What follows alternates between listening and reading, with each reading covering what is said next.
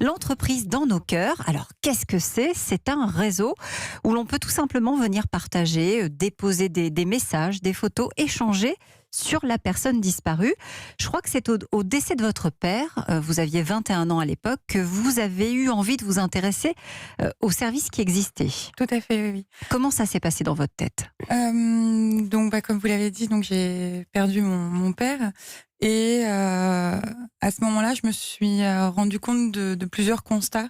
Notamment, on a déjà l'émotionnel qui arrive, qui est difficile à gérer.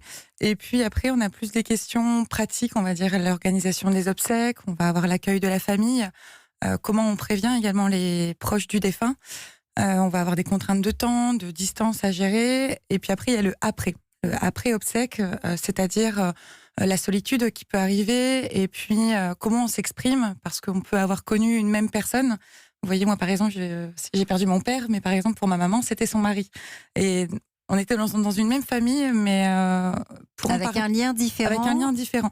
Et je me suis dit, peut-être qu'avec Internet, on pourrait rompre ou aller au-delà en fait de certaines frontières qu'on s'impose.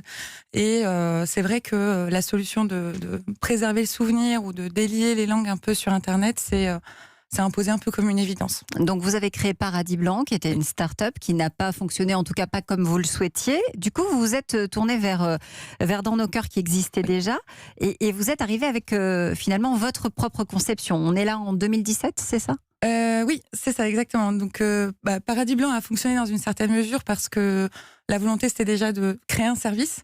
Et puis, quand je me suis retrouvée, du coup, devant Dans nos cœurs, donc se retrouver dans nos cœurs, c'est un grand mot. Il faut savoir que derrière, il y a des humains, et notamment les personnes qui nous soutiennent, donc les groupes de presse.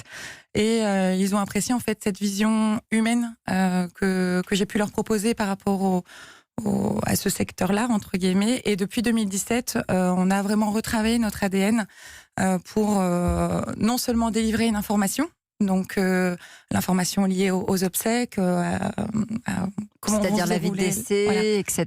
La vie de décès. Mais on ajoute des choses. On ajoute à ça des photos. Des photos, tout un levier d'expression.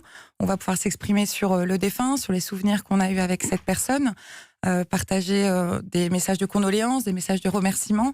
Et puis, on propose également des services. Donc des services aussi bien pour les proches, donc la famille, ou les personnes qui souhaitent signifier leur présence et rendre hommage aux défunts, et également des services auprès des professionnels, parce que voilà, on a des partenaires.